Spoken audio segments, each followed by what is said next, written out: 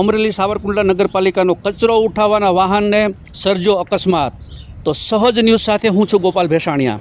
મળતી માહિતી મુજબ સાવરકુંડલા નગરપાલિકાના કચરો એકઠો કરતા વાહનના ડ્રાઈવર ભૂલ્યા ભાન, પાર્કિંગ કરેલી ગાડી ઉપર ચડાવ્યું વાન।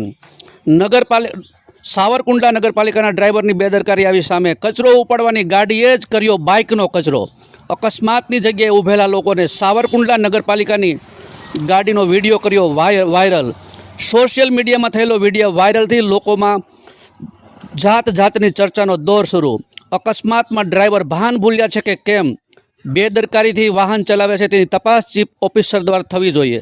સાવરકુંડલા નગરપાલિકાના કચરાની ગાડીના ડ્રાઈવર નશાની હાલતમાં છે કે કેમ તેની પણ તપાસ થવી જોઈએ તેવી લોકમુખે ચર્ચા ચર્ચાઈ રહી છે। પાર્કિંગ કરેલી ગાડીઓની જગ્યાએ બેદરકારીના કારણે જો માણસનો જીવ લેવાશે તો તેને માટે જવાબદાર કોણ? રિપોર્ટર સંજય વાઘેલા, સહજ ન્યૂઝ, અમરેલી।